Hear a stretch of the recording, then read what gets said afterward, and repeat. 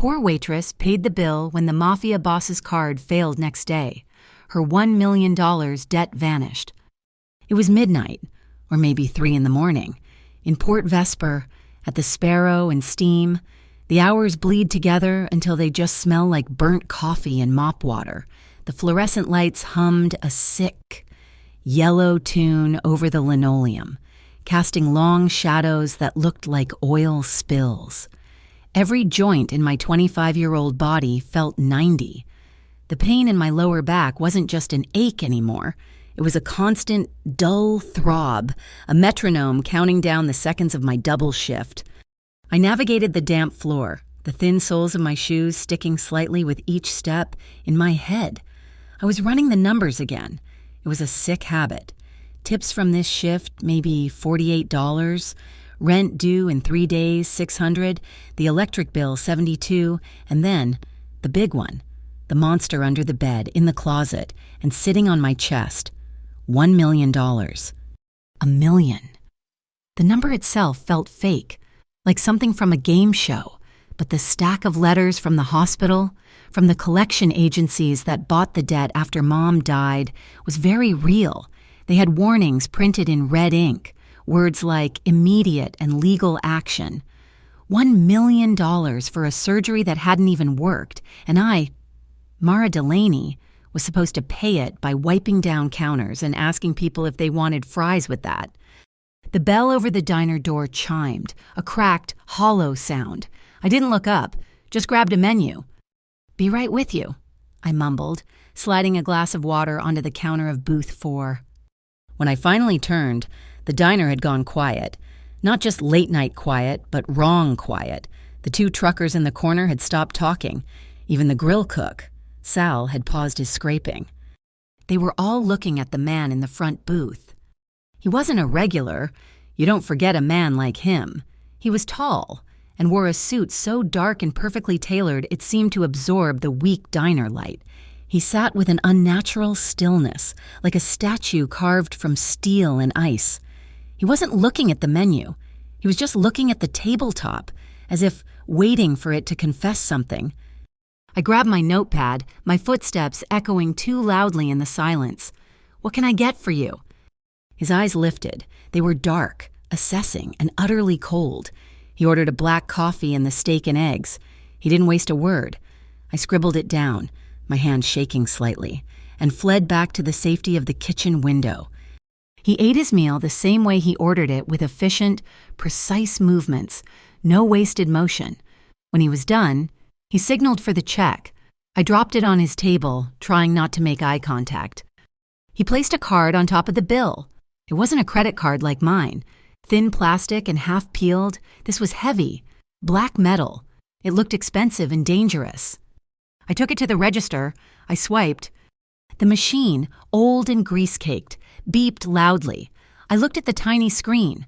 The words glowed in angry red, "Do not honor." A cold sweat broke out on the back of my neck. This was it. This was the moment a shift turns into a nightmare. Mara? My manager, Stavros, barreled out of the back office, his face already puce. He never missed a chance to exert his tiny bit of power. "What's the problem? You run it wrong," he snapped, loud enough for the whole diner to hear. "No, Stavros, it said what let me see." He shoved me aside and ran the card again. The same angry beep, the same red letters. The silence in the diner was deafening. The man in the booth hadn't moved. He was just watching. "Are you kidding me?" Stavros shouted, waving the card in the air. "You come in here, order the most expensive thing on the menu, and try to stiff us." The man's expression didn't change.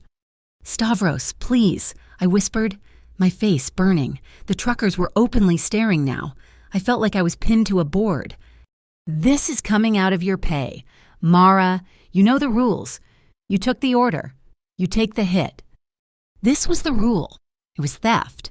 Plain and simple, but it's what he did. The steak and coffee were $26.50. That was more than half my night's tips. I felt a hot, stupid tear prick the corner of my eye, born of pure frustration and shame. Before I could think, Before the rage and helplessness could swallow me, I moved. "No, it's fine. I'll pay it." Stavros blinked.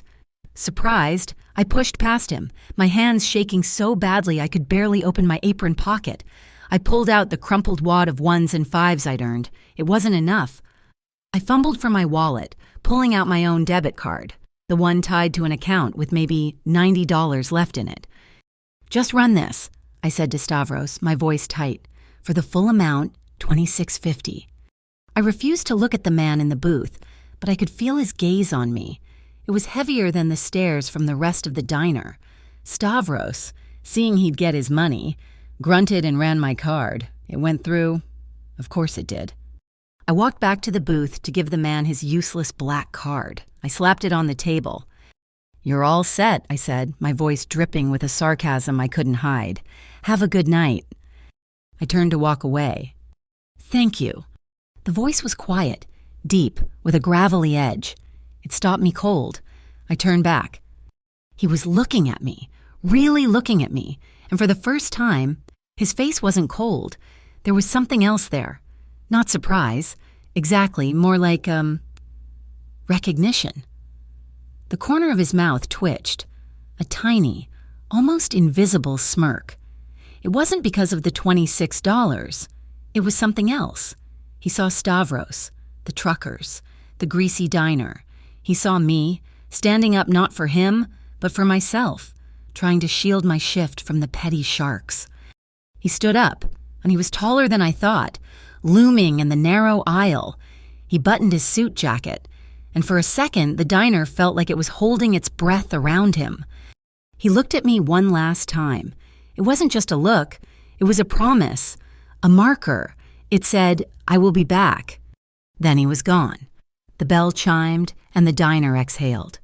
I finished my shift on the autopilot, my mind numb. I walked home as the sky turned from black to a bruised, sickly purple. Dawn in Port Vesper just meant the gulls started screaming. I let myself into my tiny apartment, the one that always smelled faintly of my neighbor's curry, and collapsed onto the bed, too tired to even take off my uniform. My phone buzzed on the nightstand, a text, probably Stavros, changing the schedule again. I rolled over and grabbed it. It was an email alert from my bank. No, not my bank. It was from the Consolidated Debt Management Portal, the one I had to log into every month just to see the $1 million number stare back at me. My fingers were stiff as I opened the app. I stared at the screen. I blinked. I rubbed my eyes. The screen was different.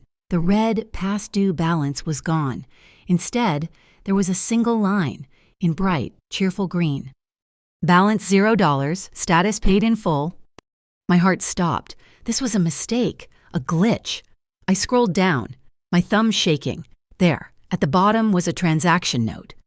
A payment of $1 million had been received at 4:05 a.m. Payer, the Harbor Light Benevolent Fund. I sat up. The room was spinning. $1 million. Paid. Harbor Light Benevolent Fund. I'd never heard of it. I laughed, a dry, cracked sound. I was dreaming. I was exhausted and having a breakdown, and I was dreaming. Then came the knock. It wasn't a polite knock. It was 3 heavy thuds on my apartment door that rattled the cheap hinges. My blood turned to ice. It was 6 a.m. No one knocked on my door. "Mara Delaney," a voice growled from the other side. Not a question, a statement. I froze, pulling the covers up to my chin. "We know you're in there," a second voice said, this one smoother, slimier. "We just want to talk about your outstanding balance, or, rather, your lack of one." I crept out of bed, my legs trembling. I looked through the peephole. 2 men stood in the hallway. They were not from the hospital or a law office. They wore cheap suits, but they were bulky, their necks thick. One had a tattoo of a snake crawling up his throat. "Open the door, Mara. We represent the Hollow Crown Syndicate." Hollow Crown. The name hit me like a slap. Everyone in Port Vesper knew that name.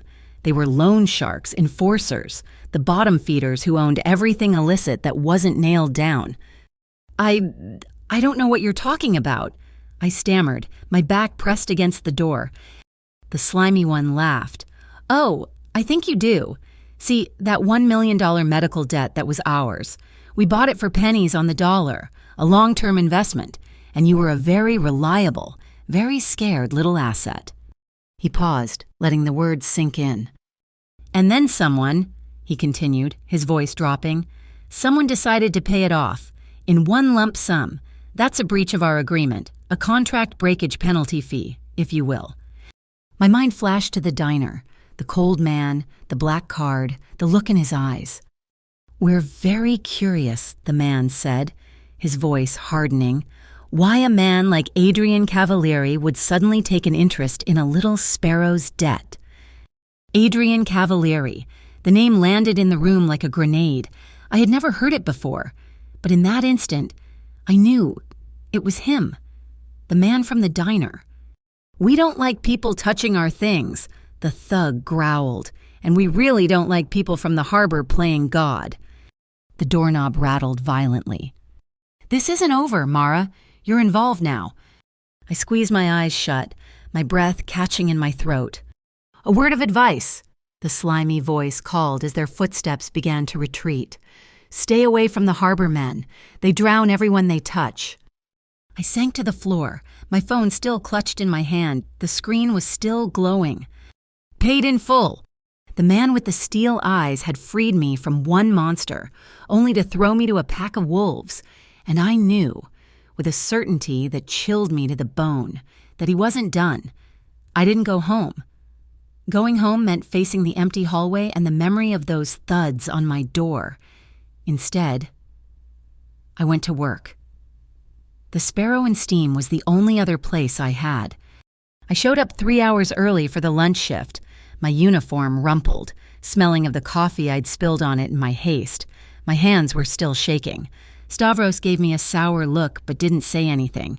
He needed the body. The first thing I did was go to the break room. It was a closet, really, smelling of stale cigarette smoke and bleach. I locked the door, pulled out my phone, and stared at the email from the debt portal. Harbor Light Benevolent Fund. It sounded so clean, so official. I found their number online. I dialed. A voice answered, as smooth and cold as plastic. Thank you for calling the Harbor Light Benevolent Fund. Your generosity is building a better Port Vesper.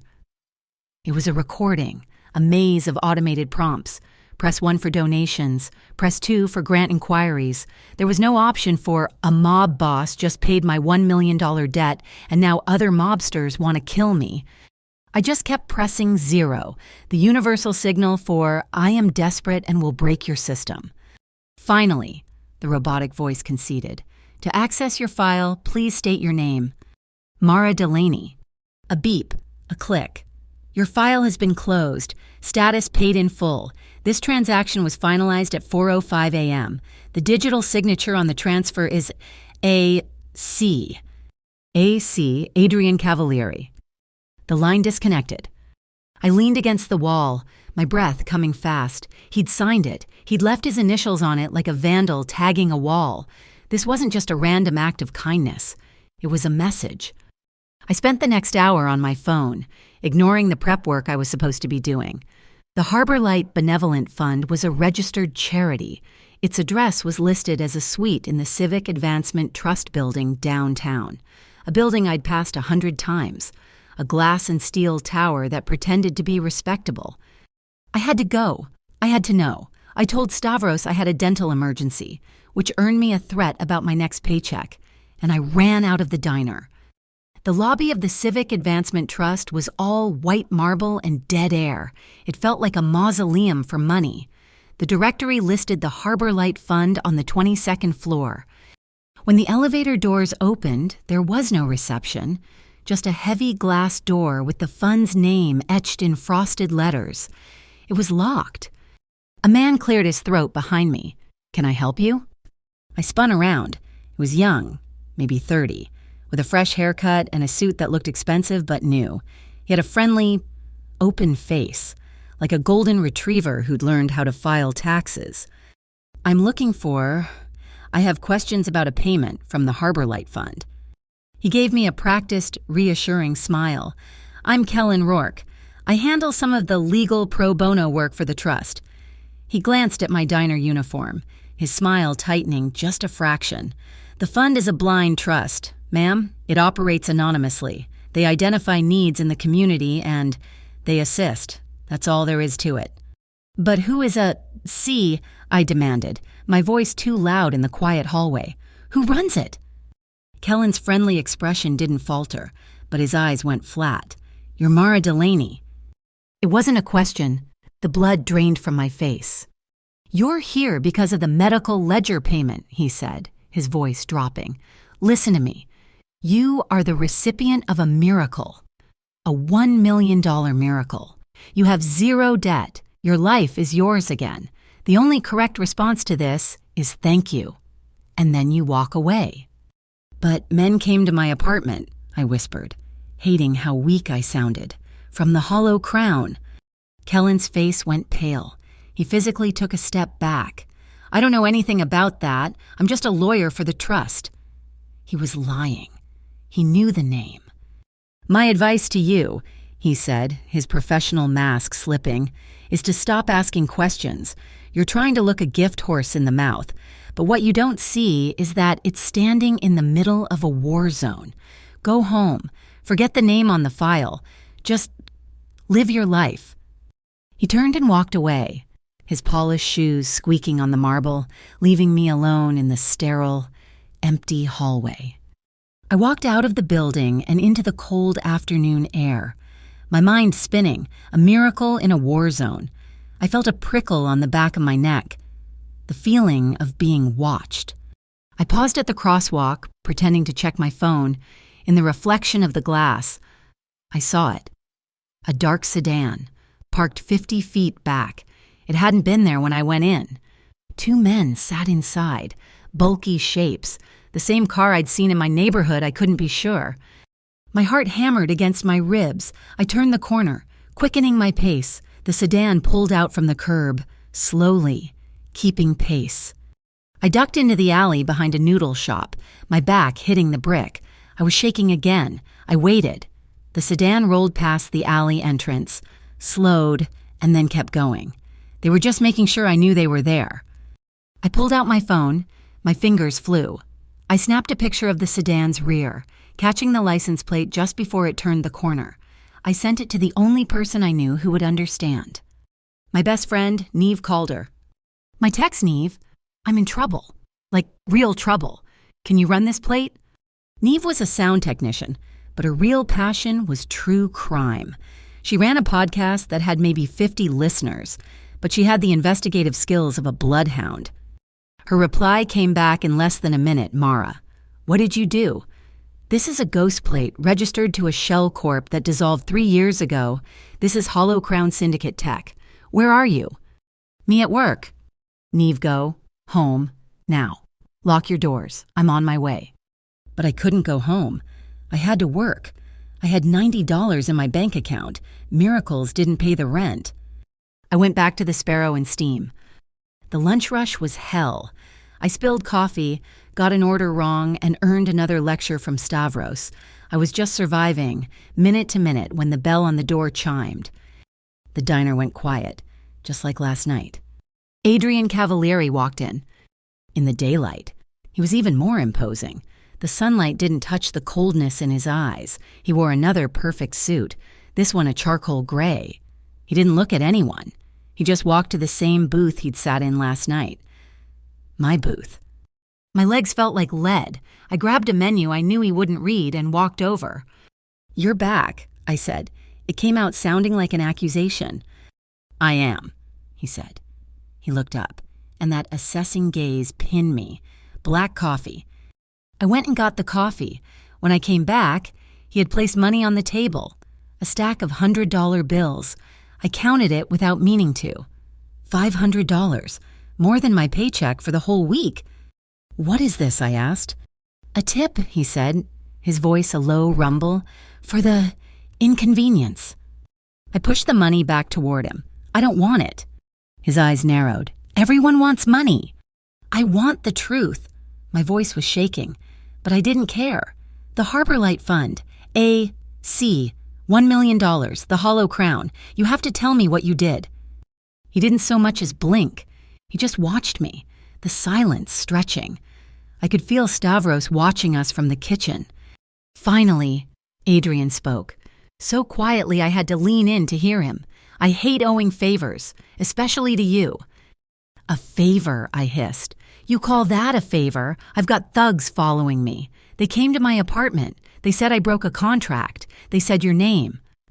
His expression darkened. The coldness became something active, something dangerous. His eyes flicked to the street outside the diner window. Are they out there now? He asked.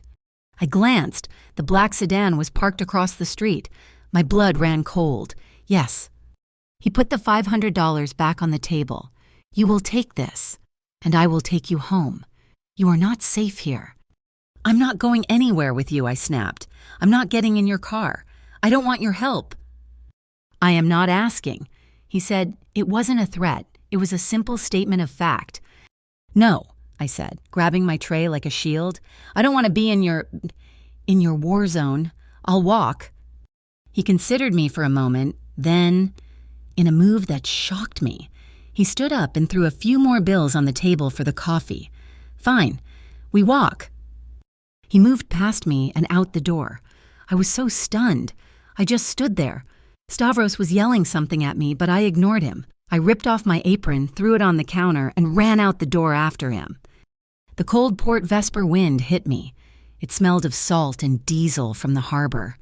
Adrian was already halfway down the block, walking not toward my apartment but toward the docks, toward his world. I had to jog to catch up. Where are we going? I demanded, walking beside him. You wanted to walk, he said. We are walking. They won't follow us onto my territory, not in broad daylight. We walked in silence for a few blocks. The sounds of the city faded, replaced by the screech of cranes and the deep groan of container ships. We were in his world now, concrete, steel, and cold water. Why? I finally asked, the wind whipping my hair across my face. Why pay it? It was $26. This is insane. He stopped, turning to face me on the empty pier. The water churned gray and cold behind him. The card, he said, his voice flat. My credit line, it was blocked. I know, I said. The machine said, do not honor. It happens. It does not happen to me, and he said, and the absolute certainty in his voice made me shiver. Someone inside my organization did that, a domestic issue, a power play.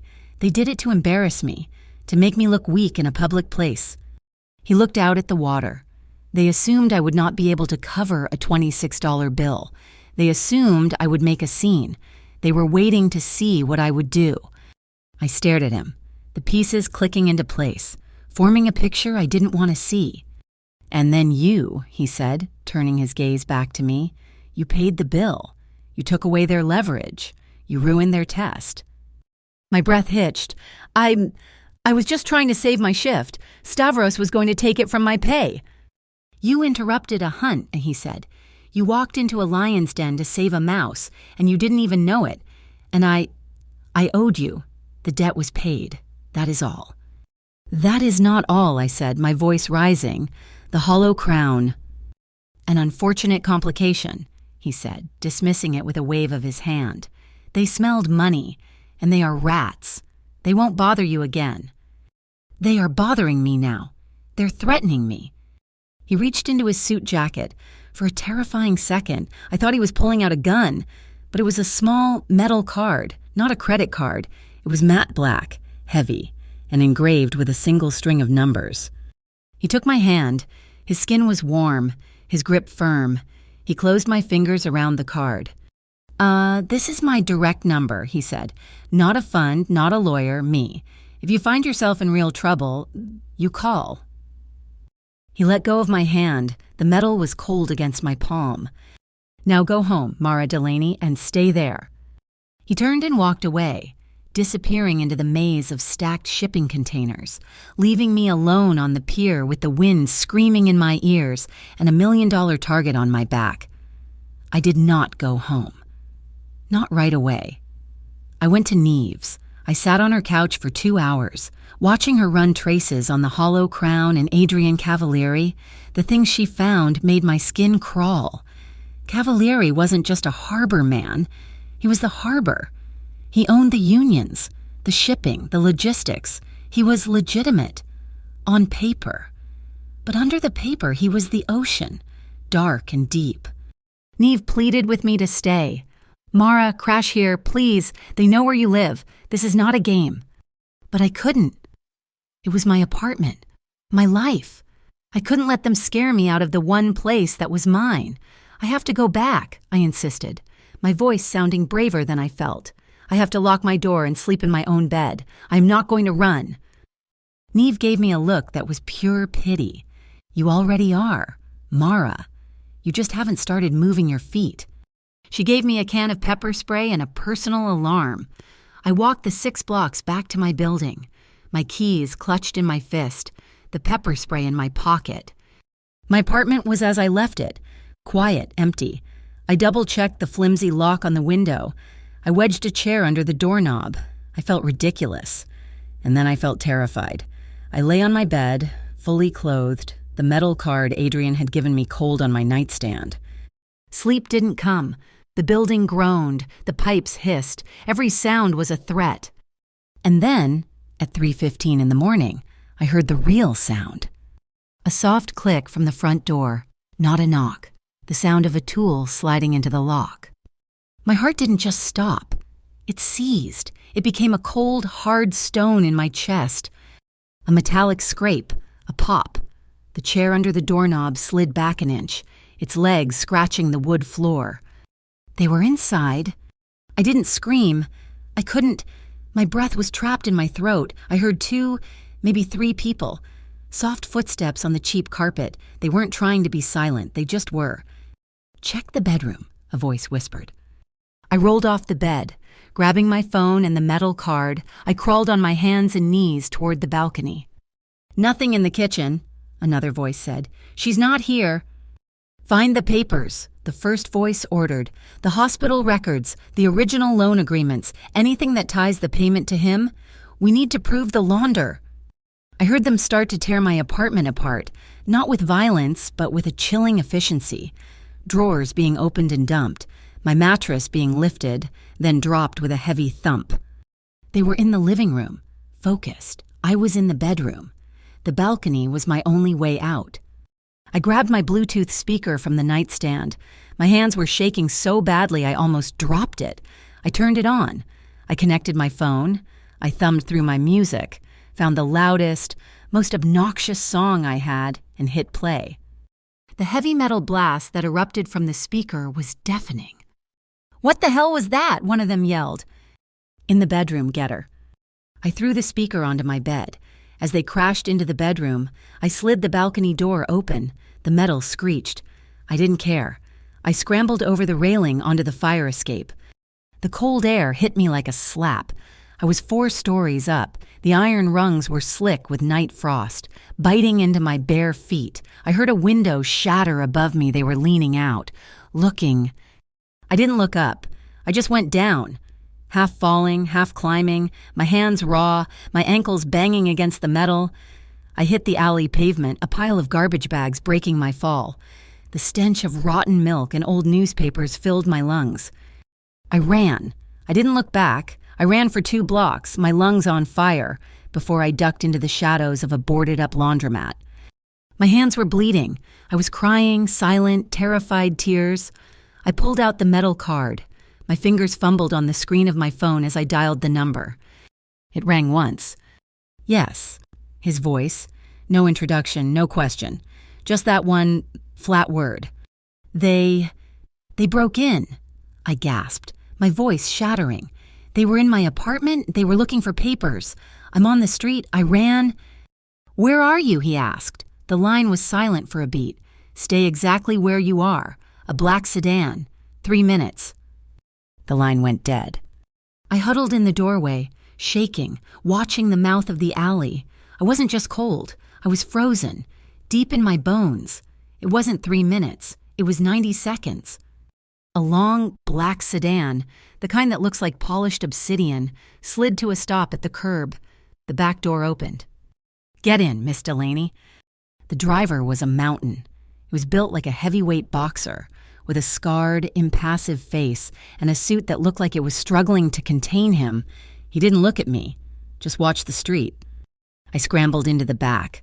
The door closed with a heavy, satisfying thunk. The interior was silent, smelling of rich leather and something clean like ozone. The driver, who I'd later learn was named Rook, pulled away from the curb smoothly. And then I saw them. Two high-pitched engine whines. Two men on scooters burst out of the alley I had just left. They wore dark hoodies, and they saw the car. They saw me. "We've got company," Rook said, his voice a gravelly monotone. He didn't seem concerned. The car accelerated, pinning me to the soft leather seat. We shot into the street, and the chase was on. This wasn't like the movies. It was jerky, terrifying. Rook didn't drive. He commanded the road. We swerved through the empty streets of the Mosaic Station District, the elevated train tracks above us casting a grid of moving shadows. The scooters were fast, agile, splitting up to flank us. One of them pulled up alongside my window, the rider banging on the glass with a metal pipe. I screamed. Rook didn't even flinch. He jerked the wheel. The sedan slammed sideways into the scooter, sending the rider and his bike scraping against the concrete pylon of the train tracks in a shower of sparks.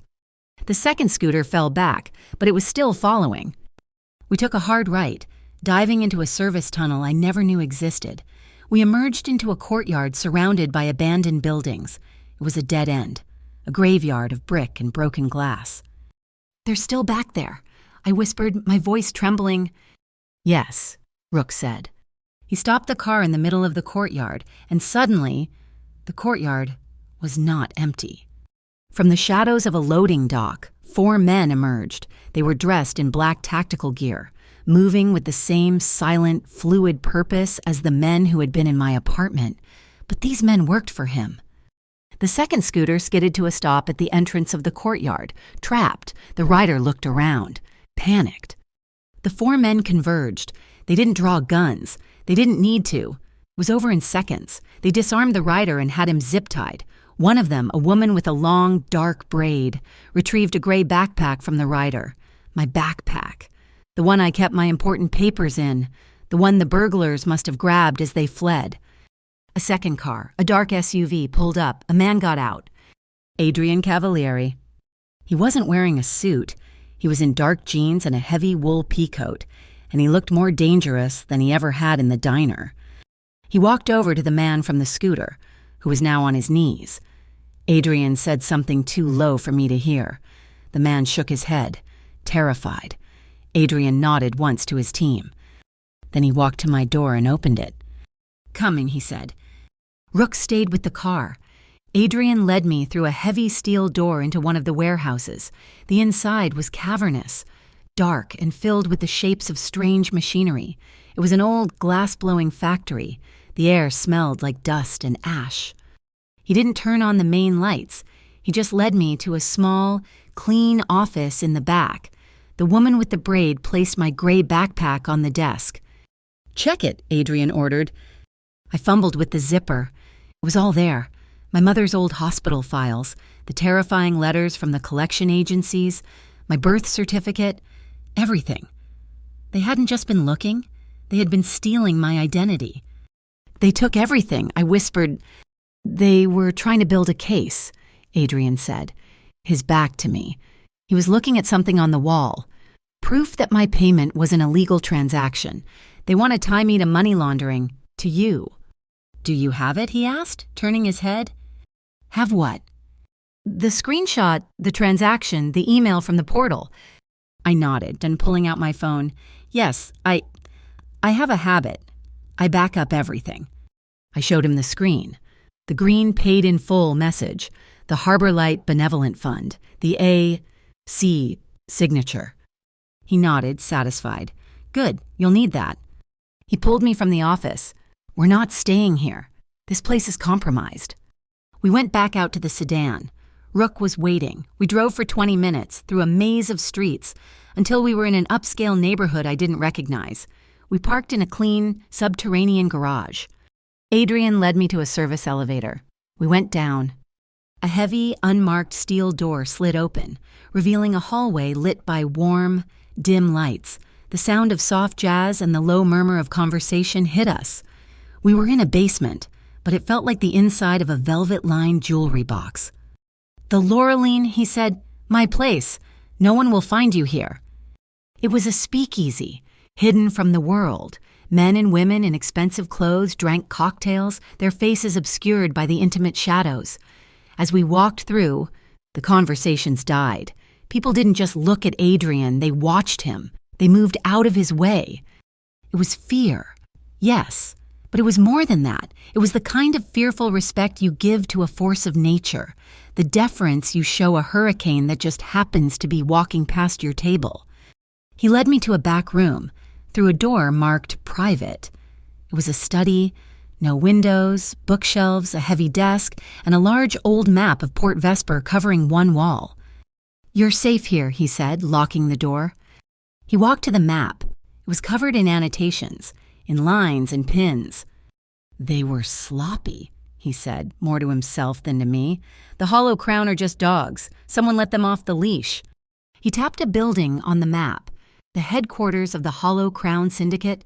Then his finger traced a red line, one I hadn't seen, drawn in ink. It connected the Hollow Crown's territory directly to another, sterile-looking building downtown. The building I had been to just that afternoon. "The BCI, I breathed, reading the label. The Bureau of Commercial Integrity. "Kellen Rourke," Adrian said, and the name hit me. He was too clean, too helpful. Adrian looked at me, his eyes dark and unreadable in the dim light. "They're connected, the rats who hold the street debt and the government agency that's supposed to police the banks. Someone at the BCI is working with the Hollow Crown. Someone wanted to use your debt to trap me." I sank into a leather chair, my legs finally giving out. I stared at the red line on the map. $1 million. It wasn't a gift. It wasn't an act of chivalry because I paid for his coffee. It was bait. And I was the one tied to the hook. The heavy steel door clicked shut, and the silence in the room was absolute. The muffled jazz from the bar outside was gone. It was just the sound of my own ragged breathing and the low hum of a ventilation fan. I sank into one of the deep leather armchairs, and then the shaking started. It wasn't from the cold anymore. It was the adrenaline crash, a violent, bone-deep tremor that took over my hands, my knees, my jaw. My teeth chattered so hard I had to clamp them shut. I'd just been hunted, run down, and now I was locked in a billionaire mob boss's secret basement office. Adrian watched me. He didn't move for a long moment, his face that usual mask of cold observation. I probably looked pathetic, a wet, half-frozen animal. When he finally moved, it wasn't toward me. He went to a small darkwood cabinet in the corner. He opened it, revealing a silver kettle and a selection of canisters. He worked with the same precise, economical movements I'd seen in the diner. He measured out loose-leaf tea into a pot. He poured hot water. The smell of sharp, clean mint began to fill the room. He brought the cup over. It was heavy china, warm in my hands. I had to grip it with both just to keep it steady. He set it down on the table in front of me, his fingers brushing the coaster, but never my hands. He was careful, deliberate. He was handling me like a piece of volatile equipment, and in a strange way, the lack of contact felt like the highest form of respect. He wasn't trying to soothe me. He was giving me the space to pull myself back together. "Drink," he said. It was an order, but his voice was pitched low. I drank. The tea was scalding hot, the mint so strong it burned down my throat. Clearing the panic, I took another sip. The shaking in my hands began to ease. He sat in the chair opposite me, not behind his desk. We were on equal ground, even though we were anything but... "You're from the Narrows, right?" he asked. I blinked, surprised by the personal question. "Yeah, lived there all my life." He nodded, his gaze distant, fixed on the map on the wall. I grew up in the Blue Dyke area before they put the new highway through. I knew the place. Or I knew what it was, now a tangle of overpasses and condemned warehouses.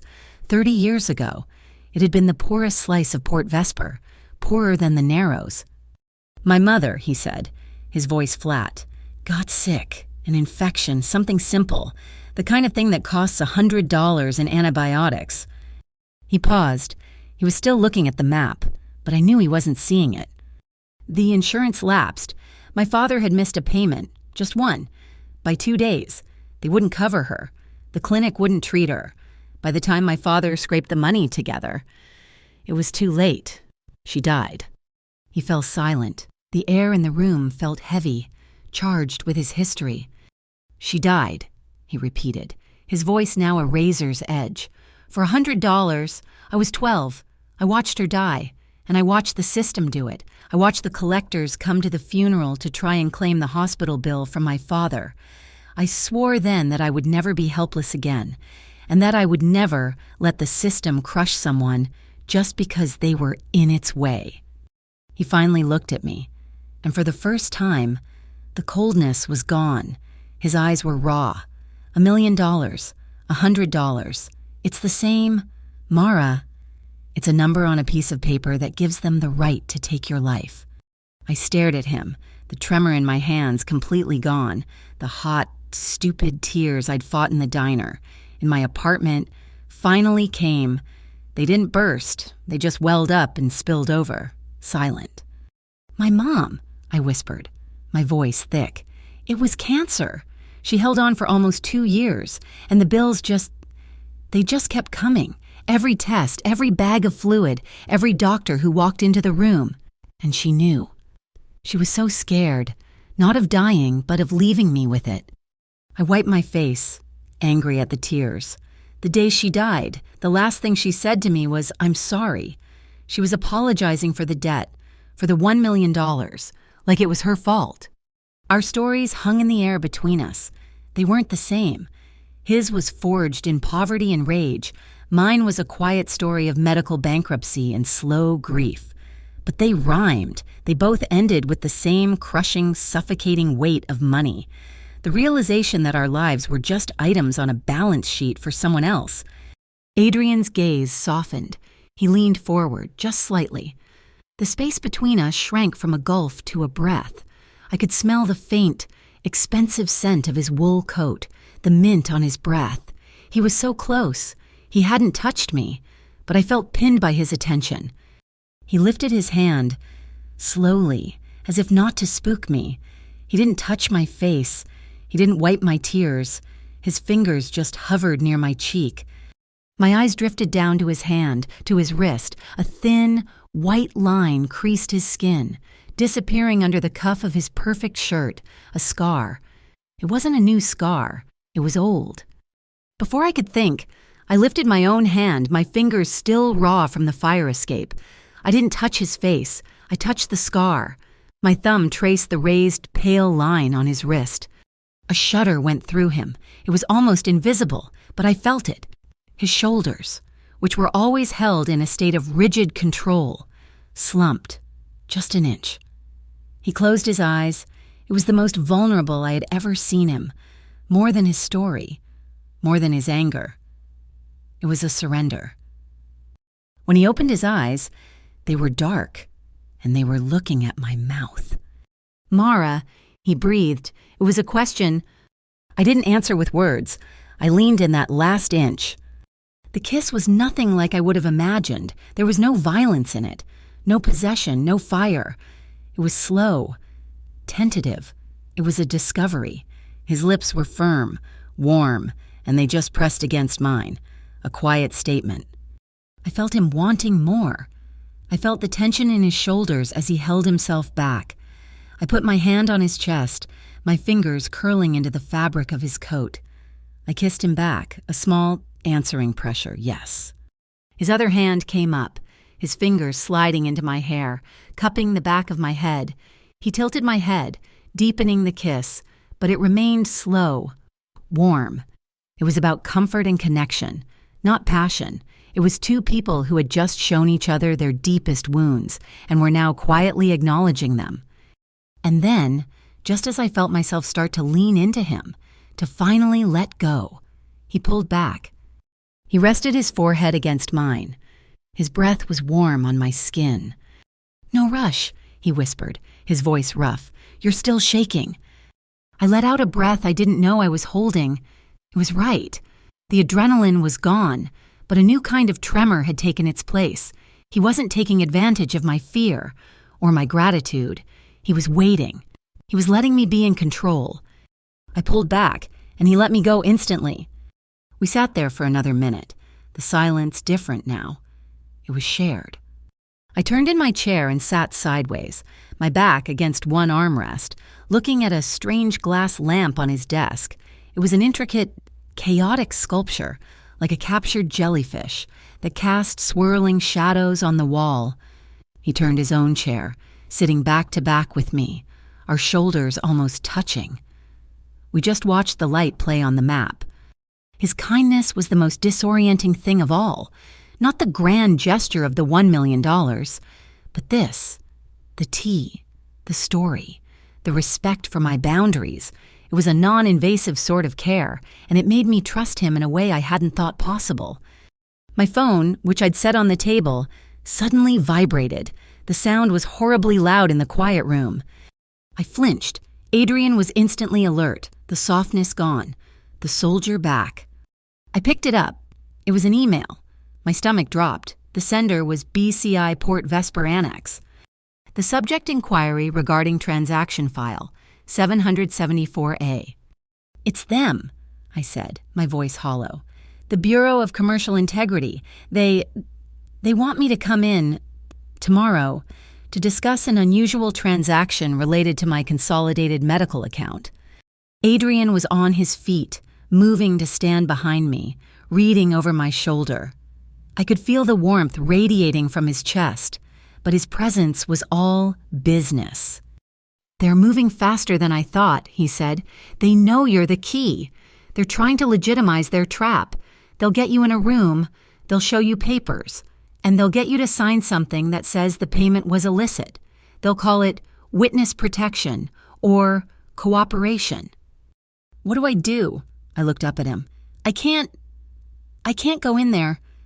"Yes, you can," he said, "and you will. Running makes you look guilty." He looked down at me, his face set.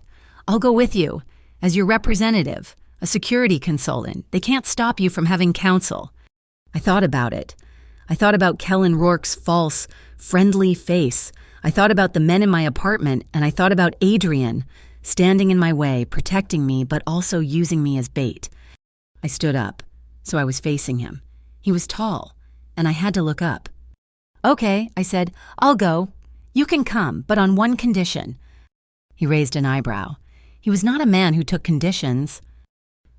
"You are there for my safety. That is it. You don't talk. You don't answer for me. You don't tell me what to say. They are my words. This is my life. You don't speak for me." I held my breath. I had just drawn a line in the sand with the most powerful man I had ever met. He stared at me for a long, heavy second. I saw a flicker of something in his eyes, irritation, maybe, but also respect. He had just seen me at my most terrified, and now he was seeing me fight back. He gave a single sharp nod, done. It was the first time I realized that he had truly yielded to me, and it felt more powerful than any kiss. The BCI Port Vesper Annex was not a building. It was a block of ice carved into the shape of a threat. Everything was glass and brushed steel, and the air inside was so cold and filtered it felt sterile. It smelled like nothing, which was worse than any bad smell. It was the smell of erasure. Adrian was beside me, a solid, silent presence. He wore a dark, conservative suit, and his face was set in a mask of polite indifference. He looked like a high-priced lawyer, not a man who had declared war on the city's underworld. We'd given our names. I was Mara Delaney, and he was Mr. Cavalieri, my security and financial advisor. The lie felt thin, but the receptionist didn't even blink. We were led to a glass-walled conference room on the 19th floor. The view was of other, identical glass buildings. A woman entered.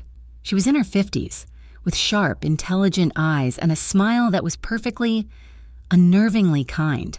Her suit was immaculate. She looked like a concerned university professor. "Miss Delaney, I'm Inspector Celine Voss. Thank you so much for coming in. I know this must be all very confusing." She shook my hand. Her skin was warm and dry. She nodded politely to Adrian, but her focus was entirely on me. "And this is your advisor," I said, my voice sounding small in the dead room. "He's just here to observe." "Of course," Celine said, her smile never wavering. She sat opposite me. "This is, as I'm sure you can imagine, a highly unusual situation. A $1 million anonymous donation. It's wonderful, of course. A life-changing event. We just have to... Well, we have to file the paperwork. The government, you know." She gave a little self-deprecating laugh. She slid a thin folder across the polished table. "This is just a formality," she said, her voice a soft, reassuring hum. "It's a conditional attestation. It just states that you accept the funds and that you agree the payment was a third-party gift, not a settlement or a payment for services. It clears you of any tax liability. It just makes everything clean." I opened the folder. The pages were dense with legal text, but I didn't need to be a lawyer to see the traps. Words jumped out. Cooperate fully. Any and all investigations. Source of funds. Unknown. They'll get you to sign something that says the payment was illicit. Adrian's words from last night. I looked up at Celine. She was watching me with that same patient, kindly expression, waiting for the mouse to take the cheese. I remembered my condition, my words. Don't speak for me. I took a breath. I slid the folder back across the table. "I'm not signing this." Celine's smile did not change, but her eyes went cold. The kindness vanished. "I'm not sure you understand. Miss Delaney, this is for your protection. Without this, the payment could be seen as problematic.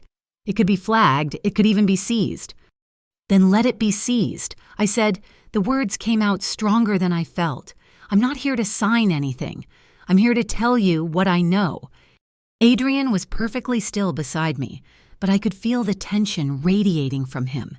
He was coiled, waiting. I pulled out my phone, the one I'd backed up. I opened the screenshot from the debt portal. I placed the phone on the table and slid it toward her. "This is the transaction record," I said, my voice steady. "It shows the payment was made by the Harbor Light Benevolent Fund. I'm sure you can check their charitable status. I've been advised they are a legitimate entity." Celine glanced at the phone, her expression dismissive. "A shell, most likely. It's the source of their funds we're interested in." "I think you're looking at the wrong line," I said, interrupting her. I leaned forward and tapped the screen. It wasn't funded by an unknown source. It was a direct transfer. It says right there, "Funds drawn from Sunhaze Holdings, LLC." The name hung in the air. Celine's face, for one brief, glorious second, went completely blank. Her mask didn't just slip, it shattered. She stared at the phone. Beside me, I felt Adrian inhale. A single, sharp intake of breath. He hadn't known. This was the piece he was missing. This was the name of the traitor. Sunhaze Holdings, an old shell company he hadn't used in years. Someone had reactivated it. Someone inside. Celine recovered. She snapped the folder shut and stood up. Her polite mask slammed back into place, but her eyes were like chips of ice. "Thank you. Miss Delaney, you've been very helpful. We have everything we need for now. We'll be in touch." The meeting was over. She had dismissed us. She knew she'd lost. We walked out, the silence of the hallway amplifying the click of my cheap heels on the marble. As we waited for the elevator, my phone buzzed in my pocket. I didn't dare look at it until we were in the car, moving down the ramp to the subterranean garage. It was a text from Neve. "Mara, I'm in their system. The BCI has shit security. I've been looping the lobby feed, but I checked the garage. Black sedan. Plates match the one from your apartment. They are on P2, by the south exit. They are waiting for you." My blood turned to ice. I showed the screen to Adrian. He didn't speak. He just placed a hand on my back and steered me away from the main exit, toward a steel door marked Fire Exit and Utility Tunnel. We stepped into a dark concrete corridor. It was musty, lit only by dim emergency lights. Our footsteps echoed. And from behind us, back in the bright, sterile hallway, I heard Celine's voice, her office door open. She was on the phone. "He didn't take it," she said, her voice no longer kind. It was sharp, angry. "She's smarter than we thought. No, they're on the move. The bait is out of the cage." The heavy fire door clicked shut behind us, and we were plunged into the echoing darkness of the parking garage. It was a different section, damp and cold. "This way," Adrian murmured, his hand on my elbow. "Rook is meeting us at the street level." "Wait!" A figure stepped out from behind a massive concrete pillar. My heart leaped into my throat, but it wasn't a thug. It was Kellen Rourke. He looked awful. His friendly, golden retriever face was pale and slick with sweat. His new suit was rumpled. "I didn't know," he whispered, holding his hands up. "I swear to God, I didn't know they'd send the hollow crown. I thought it was just a financial takedown." Adrian moved, placing himself between me and Kellen. "You!" "I was an intern," Kellen stammered, his words tumbling out. "At the EMA, the Eastern Maritime Authority. I saw the flags. They were building a case, using sunhaze, but it was all digital. They needed a real-world transaction to pin it on you. They needed a victim. They chose her. They bought her debt." He was looking at me, his eyes wide with panic. I didn't know they were animals. I saw a way to stop the corruption at the harbor. "You set this in motion," Adrian said, his voice a low growl. "You set them on her." "And I'm fixing it," Kellen said, desperation cracking his voice. He thrust a small, black USB drive forward. "This is everything, the real ledger, not the fake one they planted. This has the transfer records from Sunhaze, the payment authorizations. It all goes back to Voss. But she's not the one in charge. The EMA is dirty." Adrian didn't move to take it. He just stared at Kellen. "Why give this to me?" Kellen's gaze shifted from Adrian to me. He took a shaky breath. "Because they were going to hurt her, and you're no better. You'll just use her as a pawn in your war." "Give me the drive," Adrian said. "No," Kellen said, his hand tightening around it. "I want your word, a promise." Adrian waited, the silence in the garage stretching. "You promise me," Kellen said, his voice gaining a small measure of strength, "that she gets to choose, that this ends for her when she says it ends, that she can walk away from this, from the BCI, from the Hollow Crown, and from you, that you will let her go and you will keep her safe, no matter what." It was a terrible, impossible demand. He was asking the lion to promise to let the lamb go free, right in the middle of the hunt. Adrian didn't look at Kellen. He looked at me. He was being weighed, measured, not by a man with a gun, but by a terrified lawyer with a conscience, and by me, the woman he'd pulled into this. I just watched him, my heart hammering. I didn't nod, I didn't plead, I just held his gaze. He turned back to Kellen. The air was thick with the smell of gasoline and damp concrete. "You have my word," Adrian said, his voice clear in the quiet garage. "She decides her own terms." It was a vow, an oath. It bound him in a way no contract or threat ever could. It was the power of his honor. Kellen's shoulders sagged in relief. He tossed the USB drive to Adrian, who caught it in one fluid motion. "Get out of Port Vesper, Mr. Rourke," Adrian said. "Now." Kellen didn't need to be told twice. He turned and vanished into the shadows.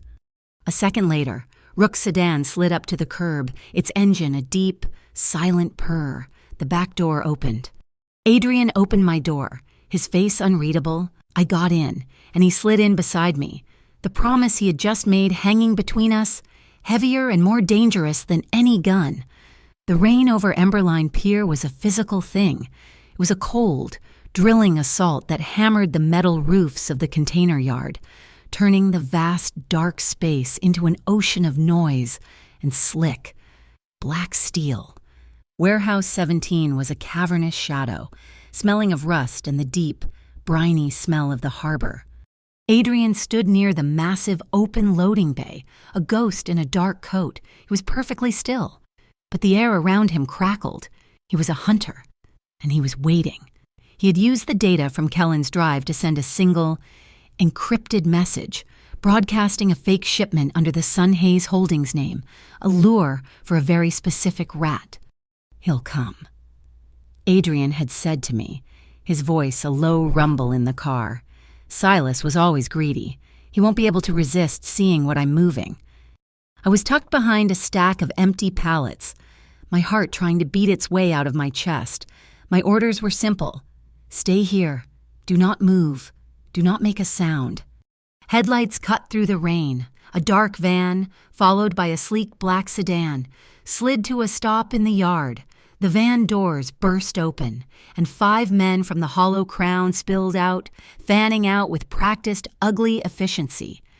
Then the sedan door opened. Silas Verdano got out, Adrian's right-hand man. He looked impatient, annoyed by the rain, and utterly in charge.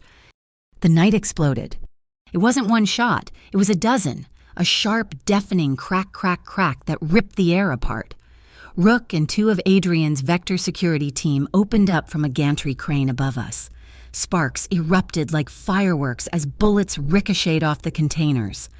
The Hollow Crown men returned fire, their weapons muzzle flashes in the downpour. Adrian moved. He shoved me backward, not toward the pallets, but into a small, glass-walled shipping office that sat on the edge of the loading dock. "Stay down," he commanded, "and stay away from the windows."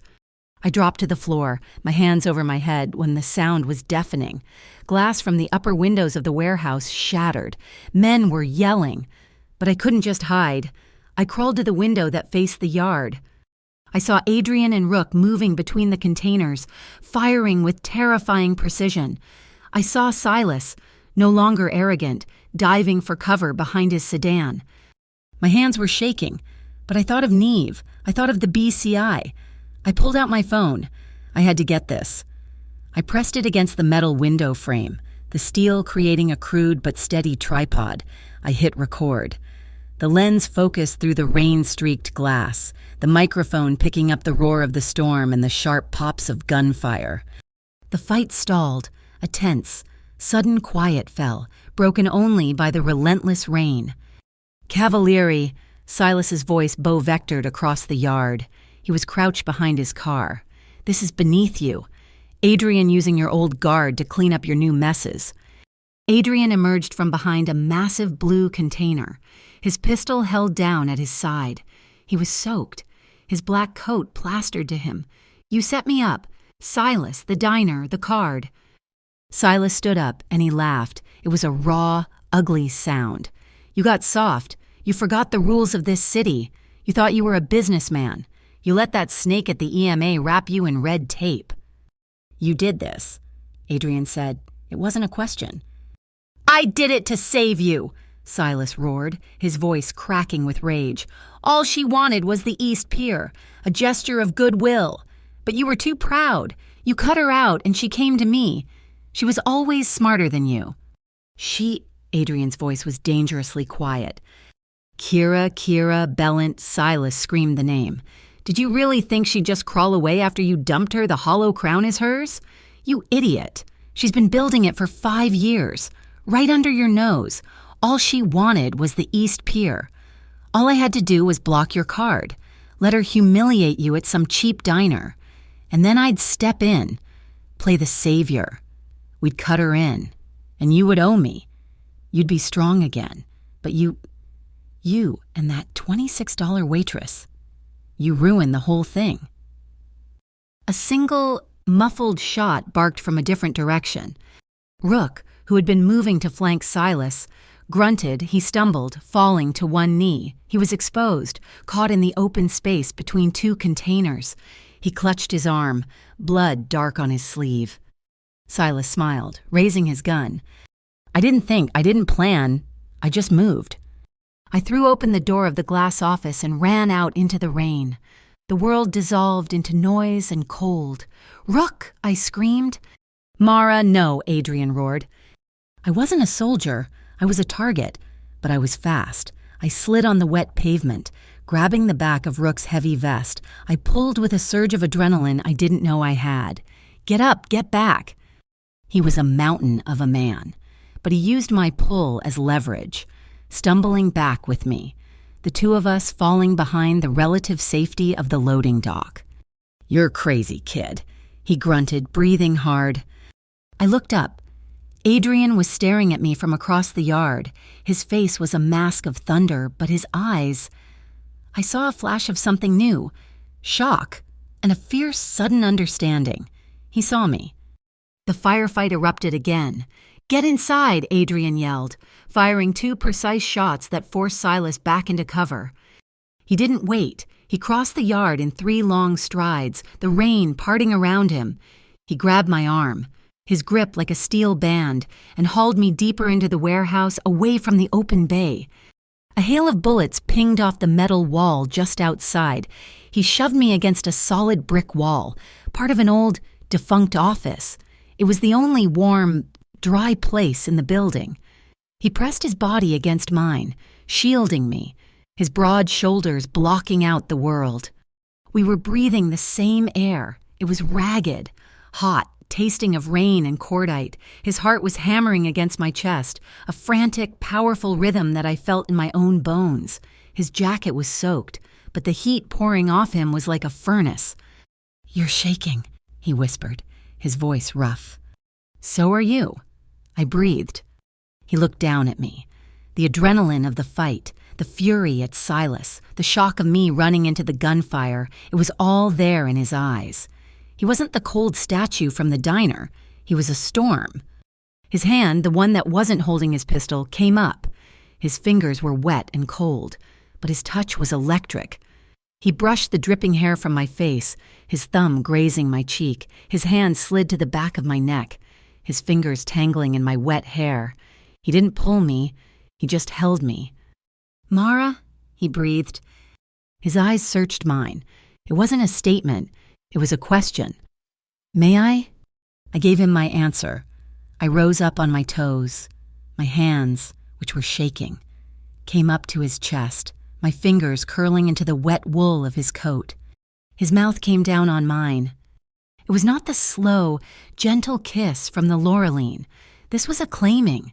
It was deep and desperate, a raw release of every ounce of tension and fear that had been building for days. It was the heat of the brick wall at my back and the ice of the rain on our skin. It was the iron taste of the air and the impossible warmth of his mouth. My hand fumbled. I let go of his coat and slid my hand up, over his shoulder, feeling the solid, knotted muscles of his back through the soaked fabric. A low groan rumbled in his chest, a sound I felt more than heard. His grip tightened in my hair, tilting my head. His other arm, the one holding the gun, was still braced against the wall, but his free arm circled my waist, pulling me so hard against him I thought I might break. His body was hard, tense. He pulled back, just a fraction. His lips brushed mine as he spoke, his voice thick. Are you with me? He whispered. He was asking again. Waiting. I nodded, a single jerky motion. Yes. He kissed me again. Deeper. It was a flood of heat, a surrender. My heart wasn't just beating, it was pounding, a wild drumbeat against his arm tightened, lifting me slightly, fitting me against him. I felt safe. I felt terrified. I felt completely, utterly alive. A new sound cut through the storm, a high, wailing siren, not the police, the deep, loud alarm of the Port Authority. Adrian tore his mouth from mine. We were both breathing hard, our foreheads resting against each other. He closed his eyes, just for 1 second. Boss! Rook's voice crackled over Adrian's earpiece. Silas and his crew are pulling back. They're heading for the east gate. Port security is on the way. Adrian stepped back, and the cold air rushed into the space between us. He looked at me, his eyes still dark with passion and adrenaline. A small, almost invisible smile touched the corner of his mouth. I smiled back, a shaky, breathless expression. We didn't have to say it. When this is over, we will finish this. He turned, the hunter back in place. Rook, status. Flesh wound, I'm fine. Silas is gone. Let him go, Adrian said. He looked down at the small, black USB drive in his other hand. It was still dry. We're not winning this with bullets. They want a dirty fight. We'll burn them from the top down. He holstered his weapon. Get the legal team on the line. We're handing this, and the Sunhaze ledger, to the Metropolitan Fiscal Commission. We're going to do this the right way. Clean. The air in the Loreline was thick with the acidic aftermath of the firefight. Rook was in the back, getting his arm cleaned and stitched by a private doctor, but Adrian was already in motion. The decision was made. We were going public. But first, he had to control the bleeding.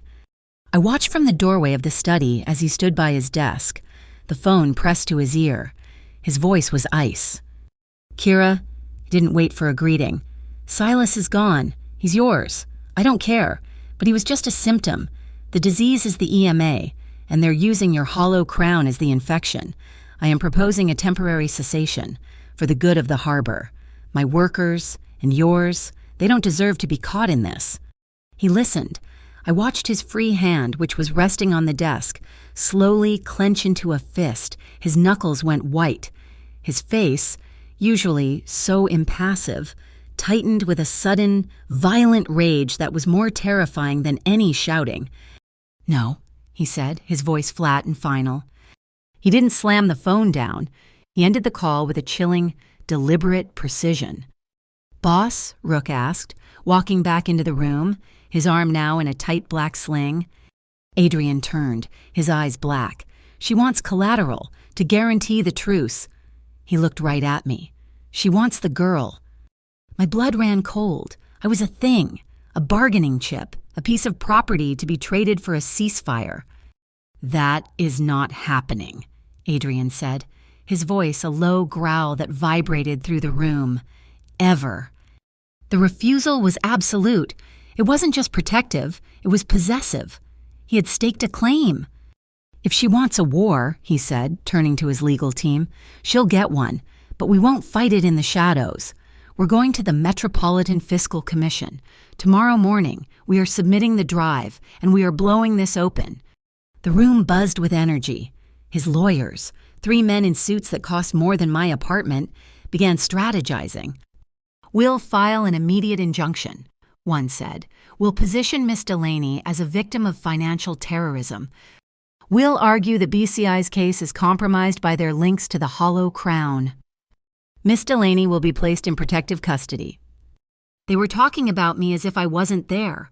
They were turning me back into a pawn, a victim, a thing to be managed, the quiet, helpless girl from the diner. No. The room went silent, all of them, Adrian included, turned to look at me. I'm speaking, I said. My voice was shaking, but I didn't care.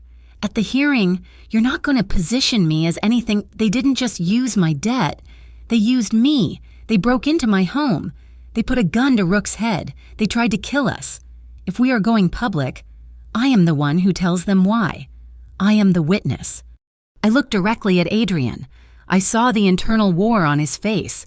The instinct to wrap me in steel and lock me in this basement was battling the man who had given his word to Kellen, the promise. She decides her own terms. This was the test. His jaw worked for a moment. He was the king of this dark, violent world, and he was not used to ceding control. Finally, he gave a single, sharp nod. She speaks, he announced to the room. She tells her story. You. He pointed to his stunned legal team. You just clear the path. He had done it. He had honored the promise. He had let me choose, and I had just chosen to walk into the fire. The planning session became a war council. My phone buzzed. It was Neve. I put her on the room's speaker system. Okay, I'm in? Neve's voice crackled, full of caffeine and adrenaline. I am deep in. Kellen's drive was the key. It let me bypass the BCI's primary firewall. Their internal security is a joke. I found it, Mara, the money trail. A digital blueprint appeared on a large monitor Adrian had in the study. Celine Voss, Neve explained, has a private, encrypted account based out of a non-extradition country. For the last 2 years, she's been taking consulting fees from a dozen shell corporations, and they all, every single one, trace back to a single holding company, one registered to Kira Bellant. The smoking gun, one of the lawyers breathed. Wait, we can't just hand it to them, Adrian said, staring at the screen. An independent counsel is still a government body. They'll bury it in committee. It's too explosive. We don't hand it to them, Neve said, her voice giddy with inspiration. We give it to them. Liv, during the hearing, I can access the MFC's internal display network. It's an open feed for presenters. When Mara speaks, I'll push the data straight to the big screens. I'll live stream the truth for every reporter in that room. There's a problem. A new voice. Kellen Rourke. Adrian had him stashed in a secure room down the hall. He looked pale, but determined. You can't hack that feed from the outside. They'll have a local network authentication. You need someone on the inside to open the port. I know their systems. I was EMA. I can be your man on the inside. Absolutely not, Adrian said. He's a civilian. He's compromised. I put her in this, Kellen said, looking at me. I'm the one who flagged her file. I'm the one who thought you could be taken down with a clean financial sting. I was wrong. I'm getting her out. I looked at Kellen. I didn't trust him. Not completely, but I believed he was trying to fix his mistake. Okay, I said, cutting off Adrian's next objection. But I'm not stupid. Neve will set up the connection. It will require 2-factor authentication, a double password. I looked at Kellen. You get inside, you open the port, Neve will send you the first code. Then I looked at Adrian. I keep the second. Neve doesn't push the data until she gets my authorization. Not yours, mine. We do this my way. Adrian stared at me, a strange, unreadable look in his eyes. It might have been pride. He nodded. The next morning, we were on our way. Rook, his arm in the sling, insisted on driving. His face was a mask of concentration. Adrian sat beside him. I was in the back, the USB drive with Kellen's data in my pocket, my phone in my hand. The city felt hostile. Every van looked like the Hollow Crown. Every sedan looked like the BCI. We were approaching the overpass by the Mosaic Station, a high, exposed piece of highway. Traffic is light, Rook said, his voice a low monotone. Too light. He tapped the brakes. Nothing. The car, an armored 8,000-pound sedan, did not slow. He pumped them again, hard. The pedal went straight to the floor. Useless. Brakes are gone. Rook grunted, his voice terrifyingly calm. They cut the line. My stomach evaporated. I looked out the windshield. We were doing 65 miles an hour, heading directly for a concrete divider at the end of the off-ramp. Hold on, Rook commanded. Adrian was already turning in his seat, his arm braced against the dashboard, his eyes finding mine in the back seat. His face was white. He was not in control. He was utterly helpless. And in that one suspended moment, I saw the raw, naked terror on his face, not for himself, for me. He just lost control. He was about to lose me, and in that second, I knew. It wasn't just a debt. It wasn't just protection. Now, Rook yelled. He didn't try to stop. He yanked the emergency brake with his good arm and jerked the wheel. The world dissolved into a nightmare of screaming tires and shrieking metal. The massive car spun, a full, sickening 180 degrees. We were slammed against the restraints. I felt the back end of the car connect with the guardrail. Metal tore. Glass shattered. We spun to a violent halt, facing the wrong way, shrouded in our own smoke. Silence. Just the sharp, panic tick-tick-tick of the cooling engine. I was breathing in huge, ragged gasps. Adrian was still twisted in his seat, staring at me, His eyes were wide, dark, and filled with 1,000 words he didn't have time to say. We had almost died. Together. "Out!" Rook ordered, his voice shaking. "Now!" He threw his door open. We scrambled out of the disabled, smoking car. A second later, another black sedan, our Vector security tail car, screeched to a halt beside us. We were bundled in, Rook shoving us into the back. "They knew the route," Adrian said, his voice a low, lethal whisper. "There's a leak." He looked at me, his hand hovering over my knee, not quite touching, his fingers trembling. "We're not going to the MFC," he said to the new driver. "We're compromised. Go to St. Orum's. Now." Rook took us through a maze of back streets, finally pulling into a narrow, soot-stained alley behind a towering, Gothic church. "St. Orum's Chapel," Adrian said, his voice tight. "We wait here. Secure the perimeter." Rook and the other driver melted into the shadows. Adrian grabbed my hand. His grip was ice cold. He pulled me through a heavy oak side door.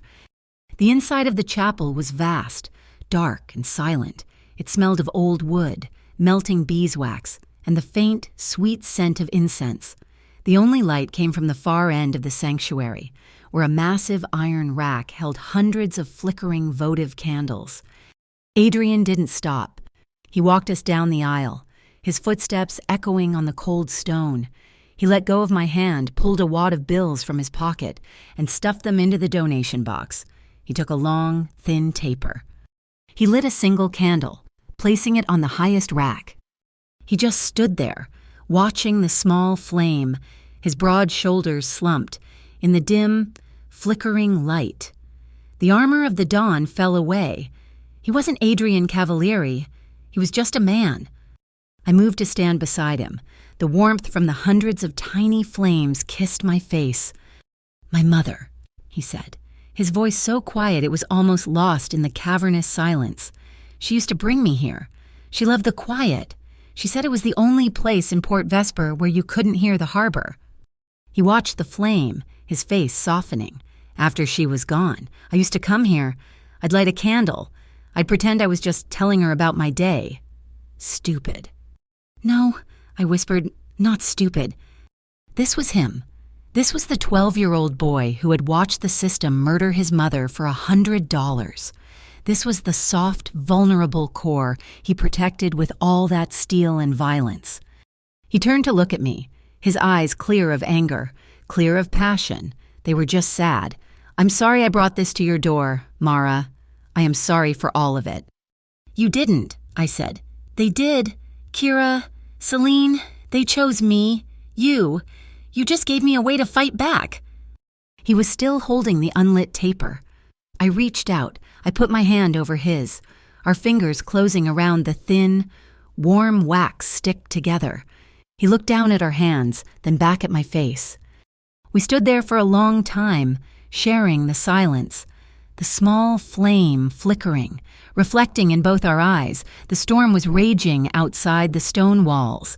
But in this chapel, for this one moment, we were completely, totally still. The quiet of the chapel was a lifetime ago. The hearing room of the Metropolitan Fiscal Commission was a different kind of sanctuary, a church of public opinion. And it was packed. The air was hot, stale, and thrummed with the energy of 100 waiting cameras. Reporters lined the benches, their lenses like the compound eyes of an insect, all focused on the front. Adrian was a shadow at my back, silent, solid, his presence a shield. Rook, his arm in a black sling, stood to my left. We were an absurd delegation, a waitress flanked by harbor security. I saw her, Celine Voss. She wasn't standing before the commission. She was seated with them in the advisor's chair. She looked poised, concerned. An expert called in to help translate the complex financial jargon. She met my gaze across the room and gave me a small, sympathetic smile. A smile that said, "I'm here to help you. You poor, confused child." My blood ran cold.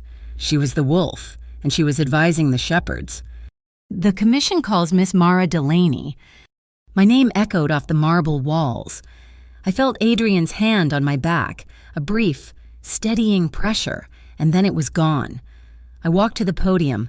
The wood felt slick beneath my damp palms. My legs were shaking so hard I had to lock my knees. I looked at the three commissioners, then at the sea of cameras. "My name is Mara Delaney," I started, my voice trembling, amplified by the microphone. It sounded alien. I'm a waitress." The room quieted. The clicking of cameras softened. "I work at the Sparrow and Steam Diner. A few nights ago, I was working my shift. A customer's card was declined. It was a $26 bill, so I paid it." I let the small, ridiculous number hang in the air. The next morning, I woke up to find that my $1 million medical debt had been paid in full. The debt that my mother left me when she died. I thought it was a miracle. I took a breath, my voice gaining strength. It wasn't. That same morning, men from the Hollow Crown Syndicate broke into my apartment. They hunted me. They tried to run me off the road. They tried to kill me. I turned my head and looked directly at Celine Voss. "I am here because I paid $26 for a stranger's dinner. I was given my life back, and then I was hunted for it. I want to know why." I stepped back. The room was silent. The head commissioner cleared his throat. "Miss Delaney, thank you. This is a shocking story. Inspector Voss, as the BCI is already looking into this, perhaps you can—" "Excuse me, Commissioner," I said, my voice sharp. My phone buzzed in my pocket. The signal. "Go." "I have evidence I'd like to present. I believe it's already in your system." The massive display screens behind the commissioners flickered. The MFC logo vanished. A moment later, they lit up with a flow chart. A collective gasp went through the press pool. It wasn't just data. It was a story. Neve's work. At the very top, a box, Sunhaze Holdings Cavalieri Dormant Account. A thick red line arrowed down to Harbor Light Benevolent Fund. From there, the line split. One red arrow shot right to a box labeled BCI Internal Account S, Voss. The other red arrow shot left to Hollow Crown Syndicate, Black Ledger. The room exploded. Cameras flashed, a wall of blinding white light. "This is outrageous." Celine Voss was on her feet, her professional mask shattering. Her face was white with rage. "These are fabrications, forged documents. This is a pathetic attempt by Adrian Cavalieri to deflect from his own criminal enterprises." "They are not fabricated." The voice came from the side entrance. The entire room turned. Kellen Rourke walked in. He was pale, sweating, but his eyes were set. "Kellen," Celine said, her voice a dangerous hiss, "what are you doing?" "I'm sorry, Inspector," Kellen said, walking directly to the commission's table, his hands held high. "I was an intern at the Eastern Maritime Authority. I saw the original chain of custody for these files." He looked at the commissioners, his voice clear. "The transfer from Sunhaze was digitally signed and logged by the EMA on October 25th. I have the original encrypted authorization code. It authenticates the entire ledger you see on that screen. It's real." "He's lying," Celine shrieked. "He's been bought." "And are these lies too?" Neve's voice, my friend's voice. It boomed from the room's PA system. She was everywhere. The screens changed. They were screenshots, text messages. From Silas Verdano to BCI internal number. Message block his card. 10 p.m. The Sparrow. Make him look weak. The screens changed again. From Kira Bellant, to Celine Voss. Message. "He didn't take the bait. The waitress paid. Forget the financial trap. Just catch the waitress. She's the leverage now." Catch the waitress. The words echoed in the dead, silent room. Celine Voss's face was no longer pale. It was a mask of pure, reptilian fury. And then the world ended. The lights went out, not a flicker, a sudden, total, suffocating blackness. The emergency lights failed. The cameras died. The microphones cut out. People screamed. It was chaos, a surge of bodies in the pitch black. I heard a sound that didn't belong, the crash of a heavy side door being forced open. "Get her, grab the girl," a man roared. It wasn't press. It was Hollow Crown. They were here. They were using the hearing as a trap. A hand, rough and calloused, grabbed my arm, yanking me off my feet. A beam of light, so intense it was almost blue, sliced through the darkness. It hit the man holding me directly in the face. He screamed, his hands flying to his eyes, and let me go. It was Rook. He and Adrian's Vector team. They hadn't come as civilians. More beams of light cut through the room, creating a disorienting, strobing cage. They were tactical flashlights, and Adrian's men were using them as weapons. "This way!" Adrian's voice was in my ear. His hand grabbing my waist, he pulled me hard against his side. "Rook, east stairs. Move." We plunged into the screaming, panicked crowd. It wasn't a firefight. It was a disciplined extraction. I heard grunts, the thud of a body hitting a table. Adrian's team was moving through the dark, using the strobe lights to blind and disarm the Hollow Crown thugs one by one. No shots fired, just a brutal, silent efficiency. "We're almost clear," Adrian muttered, pushing me toward the red glow of the emergency exit sign. In the churning mass of bodies, I collided hard with someone, a woman. "Move!" she snarled, trying to push past me. It was Celine. She was using the chaos, the cover of her own attack, to escape. I had the recorder, the tiny digital bug Neve had given me, no bigger than a button. It was already in my hand, my thumb on the adhesive strip. As I stumbled against her, I grabbed the lapel of her expensive blazer to steady myself. "I'm sorry," I gasped. My fingers pressed the tiny device to the underside of the thick fabric. I felt the small magnetic click as it attached, hidden completely from view. "Get off me, you fool," she hissed, shoving me so hard I fell against Adrian. She vanished into the darkness. "Mara," Adrian yelled, pulling me upright. He threw his shoulder against the fire door. The alarm blared, a deafening wail. He pulled me through into the concrete stairwell, slamming the door shut, leaving the chaos, the darkness, and the planted bug behind. We were in the Vector security van, a rolling fortress of black steel, tearing through the streets of Port Vesper. The adrenaline from the hearing room was still burning in my veins, a metallic taste in my mouth. My hands were shaking. "Got her." Neve's voice crackled from the speaker system. She was plugged into the van's comms, her laptop open, her face illuminated by the glow. "The bug is live. Oh, Mara, this thing is incredible. Military grade. Where did you even get—" "Never mind, don't tell me." A map of the city appeared on a large monitor. A single red dot was moving steadily north. "She's not going back to the BCI, Neve said, her fingers flying. "She's heading for the waterfront, fast." "Where?" Adrian asked. He was leaning over the console, his face a mask of cold fury. She's going to the Blue Mist Tower," Neve said, her voice dropping. Rook, sitting beside her with his good arm, met Adrian's eyes in the rearview mirror. "Kira's place, her headquarters." "It's not just a trap anymore," Adrian said, his voice a low rumble. "It's a summons. Celine is running to her boss. They're pulling the plug." As if summoned, Adrian's personal phone, the one he kept separate, began to ring. It was a flat, digital tone. He looked at the screen. The name was just one letter K. He answered it, putting it on speaker. "You've had a busy day, Adrian."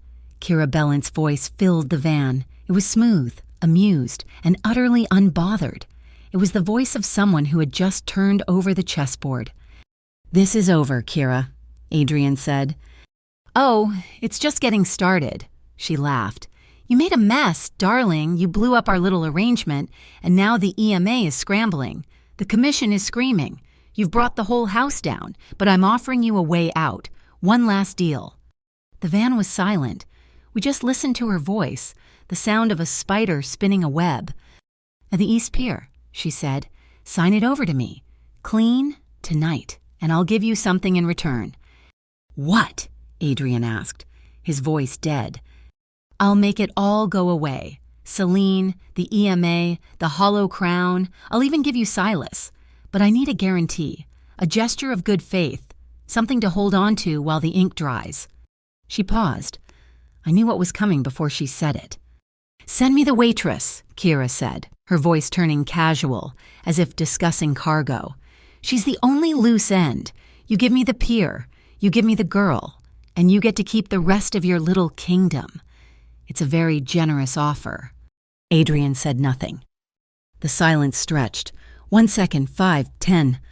He was thinking, and he was actually considering it. I could see the terrible, cold calculus happening behind his eyes. The king, weighing one pawn against his entire harbor. His promise to Kellen was a whisper. The survival of his empire was a roar. Before he could answer, before he could break my heart or his own word, I lunged forward while I'd ripped the phone from his hand. "I'm not in exchange." My voice was steel. It didn't tremble. It didn't plead. It was the voice of the woman who had run from the fire escape, the woman who had faced down Celine Voss. The line was silent for a beat, then a low, musical laugh. "Oh, honey," Kira cooed, all amusement gone, her voice now sharp and thin. "You've been in exchange since the moment he paid your $1 million bill. You just didn't know the price. You have 1 hour, Adrian." She hung up. I threw the phone back onto the console. Adrian was staring at me, his face pale, his eyes wide. He looked shocked. "She's right," I said to him, my voice shaking now that the confrontation was over. "I am the price, so let's go." Rook pulled the van into a dark alley 2 blocks from the Blue Mist Tower. The glass spire loomed over us, a monument to Kira's arrogance. "It's a fortress," Rook said, studying the schematics Neve had pulled up.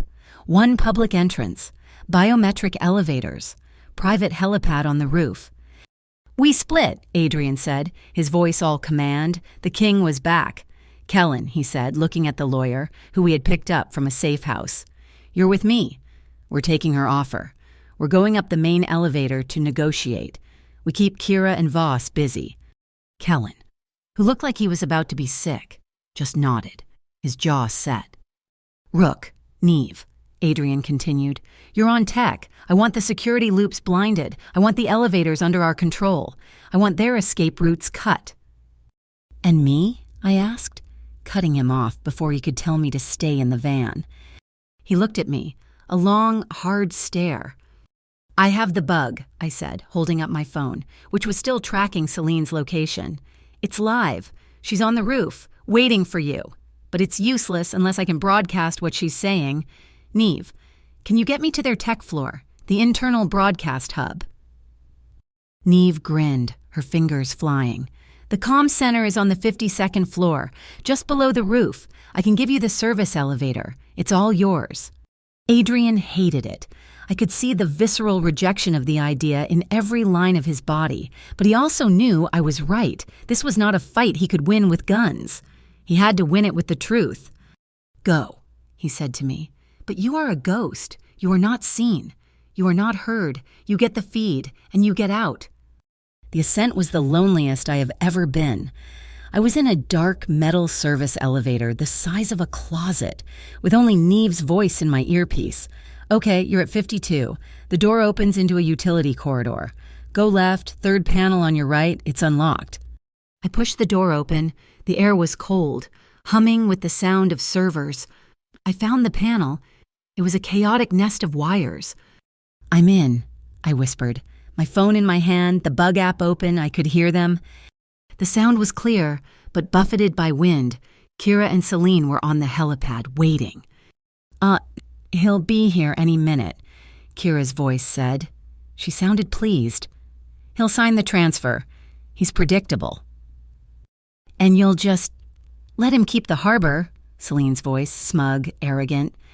Kira laughed, a high, cold sound. "I'll promise him the harbor. And as soon as his signature is dry and Silas has the girl, your EMA task force will move in and arrest him. We'll charge him with the attempted murder of my undercover operative, Silas. It's a clean cut.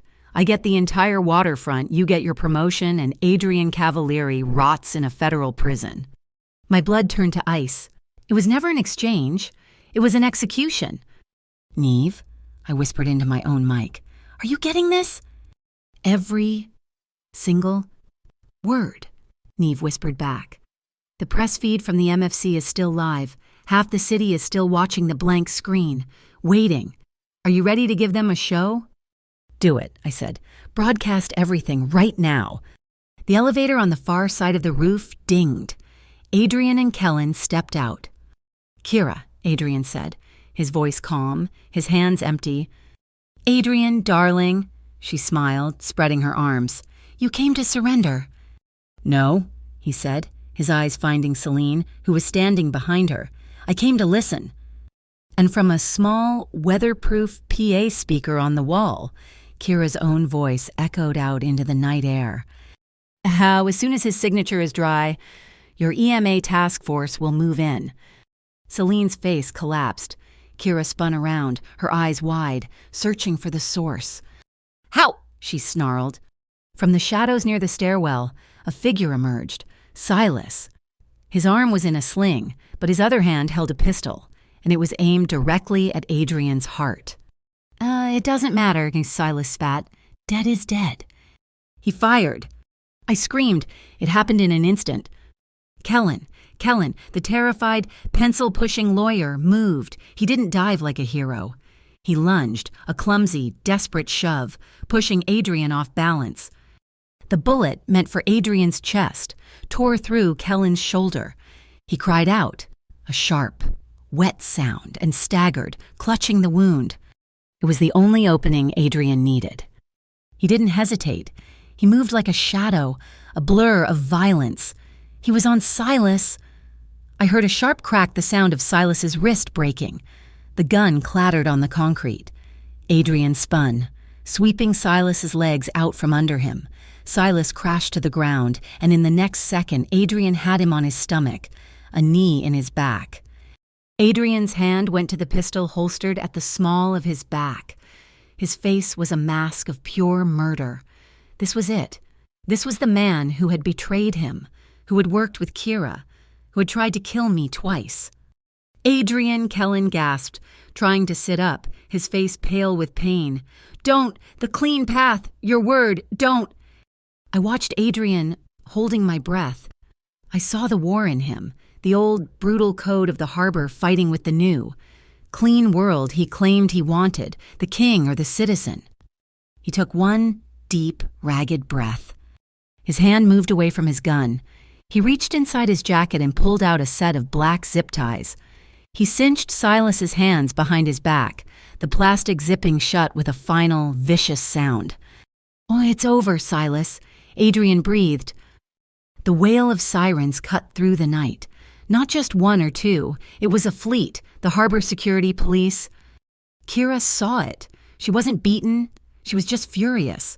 She bolted, running for the sleek black helicopter waiting on the far side of the pad. Its rotors were already beginning to spin. "She's getting away!" I yelled, running out of the utility corridor. Adrian was already on his phone. He wasn't even looking at Kira. He was looking out over the harbor, toward the old lighthouse. "Rook," he said. "Light her up, now." The helicopter lifted, 5 feet, 10 feet.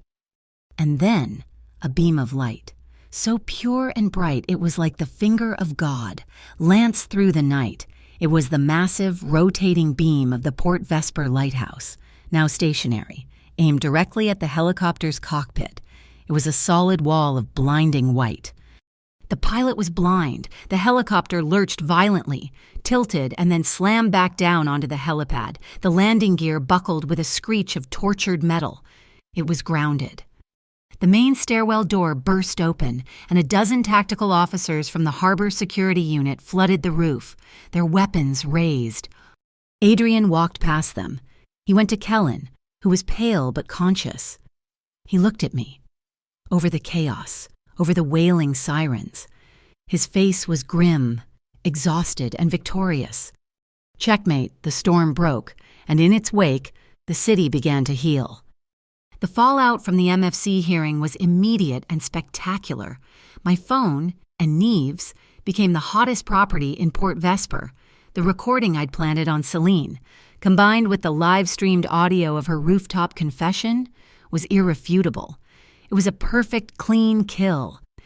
The Metropolitan Fiscal Commission, embarrassed and exposed, moved with lightning speed. Celine Voss was indicted. Kira Bellant, her escape thwarted, was arrested on the helipad. Silas Verdano, zip-tied and delivered by Adrian, was charged with everything from attempted murder to financial conspiracy. The Hollow Crown Syndicate, decapitated, crumbled overnight. The Eastern Maritime Authority announced a massive internal investigation. And the Harbor Light Benevolent Fund, it was declared a legitimate, if aggressively managed, charitable fund. The commission publicly ruled that its assets had been misused by Celine and Silas in an attempt to frame Adrian. The truth was finally set in stone. But the biggest shock came from Adrian. He didn't just reclaim his territory, he gave it away. He called a meeting with the Port Workers Union and, in a move that stunned the entire city, voluntarily transferred the operational rights of the contested East Pier, not to a corporation but to a newly formed workers' cooperative, a partnership. He called it, he would stay on, but only as a consultant. He announced a full, top-to-bottom transparency protocol. He was letting the light in. He was ending the shadow war by simply turning on the floodlights. The media went insane. I was the million-dollar waitress, the sparrow who toppled a syndicate. I got offers for morning talk shows, book deals, a lifetime supply of coffee. I turned them all down. I didn't want to be a mascot. But I did make one demand. I met with the new board of the Harbor Light Fund, now under Adrian's direct and very legal oversight. I didn't ask for money. I asked for a purpose. I received a full scholarship, funded by the renamed Harbor Light Fund. I insisted on the separation to get my degree in art administration. My first assignment to curate and lead the new community project he was funding, the Port Lights Museum. The ecosystem of our little war found its balance. Neve, now a local celebrity, signed a 6-figure contract for her own independent investigative podcast. She was going to tell the whole story, not with sensationalism, but with the grit and respect it deserved. Kellen recovered. His shoulder was scarred, but his conscience was clear. The first act of the new workers' cooperative was to hire him. He joined their legal team, dedicated to building a clean, unassailable foundation for the new harbor. He was atoning for his mistake by making sure no one could ever make it again. A week later, the Loreline was quiet. The war was over. Adrian and I were on the rooftop, a private space above the secret bar. The port vesper night was clear, the wind warm for the first time in what felt like forever. The thousands of lights from the harbor spread out below us like a carpet of fallen stars. We stood by the railing, not touching, just sharing the air. "You've built something new," I said quietly, watching the cranes move on the East Pier. "We built it," he corrected me. He turned, leaning his back against the rail. "You're not staying at the safe house anymore." It was a statement, not a question. "No, I'm moving into a dorm, near the university." He nodded. Good. The silence between us was different. It wasn't the charged, adrenalized tension of the warehouse or the quiet grief of the chapel. It was normal. It was two people standing on a roof. "I have something for you," he said. He reached into his pocket. My heart did a stupid little flip. He pulled out a single, old-fashioned key on a simple metal ring. He held it out to me. I looked at it. "What is this, a key to your apartment?" A small, rare smile touched his mouth. "No, I learned my lesson about making assumptions. I learned it from you." I took the key. It was heavy, iron. "It's the key to the archive room," he said, "at the old glass factory, the one we're converting into the museum. It's the oldest part of the building. It's where you'll start." I looked from the key to his face. It wasn't a key to his home. It wasn't a shackle or a promise of domesticity. It was a key to my future, my project, my life. It was a key that represented his trust. I closed my hand around it. "Thank you, Adrian." "Mara," he said, his voice dropping. He stepped closer. The space between us was gone. He put his hands on my waist, his touch light, respectful. He was asking again. Always asking. I put my hands on his chest. Yes. He pulled me in. We stood there, wrapped in each other's arms, looking out at the city we had both, in our own ways, saved. The kiss, when it came, was as deep as the harbor water, but as gentle as the lights that danced on its surface. It was a kiss that held no desperation, no fear. It was just a promise, a long, slow, unfolding certainty. My fingers found his, and we interlaced them, a simple, solid connection. He rested his chin on the top of my head, holding me. "I have to tell you something," he whispered into my hair, "and I need you to hear it. That promise I made to Kellen. It wasn't just for him." He pulled back just enough to look me in the eyes. His gaze was steady, all the shadows gone. "This is your life. I pulled you into this, and I will never trap you again. If one day you want to walk away, if this is too much, or if you just want to see the world, you just say the word. I'll open the door." My heart ached. This was his love language. Not flowers, not diamonds. It was the promise of freedom, the ultimate gift from a man who controlled everything. "I hear you," I whispered, "but you should know. I'm not a very good runner. I tend to run toward the fire, not away from it." The next morning, I got an email. It was from the new Reformed Bureau of Commercial Integrity. It was one line. "Regarding account 774A, the $1 million debt has been fully and legally satisfied. There are no further obligations." No further obligations. That afternoon, I walked into the Sparrow and Steam. The bell chimed over the door. The smell of burnt coffee and mop water hit me. Stavros was yelling at a new busboy. It felt like a lifetime ago. I walked into the break room. I took off my apron, the one that always smelled faintly of grease, and I folded it. I hung it on the nail on the back of the door. I walked out. Stavros saw me. "Hey, Delaney, you're late. Table 4 needs."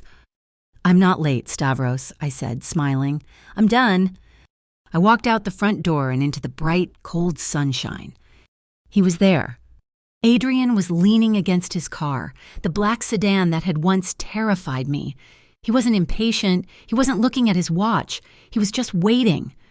When he saw me, his face softened. He didn't move toward me. He just held out his hand. I walked toward him. My steps light. I was no one's victim. I was no one's pawn. I took his hand. It was warm and strong. But before I got in the car, I looked back, one last time, through the greasy glass of the diner. I caught Stavros's eye. "Stavros," I called out. He scowled at me. "If someone's card fails again," I said, my voice clear, "just put it on my tab. I'll take care of it." He looked at me like I was crazy, but I just smiled. I looked at Adrian. "After all," I said, "sometimes a decent meal can change a fortune." He squeezed my hand. We got in the car. As we pulled away, the sun hit the harbor, and all the lights of the port blazed as if just for us. It wasn't an ending. It was a beginning. Thank you so much for listening to this story. We would love to know where you are listening from, so please drop a comment below. Let's connect and share your thoughts. Please subscribe to our channel, Mafia Boss Stories, and like this video. You can also support us by hitting the hype button, so this story in this video can be heard by many more people.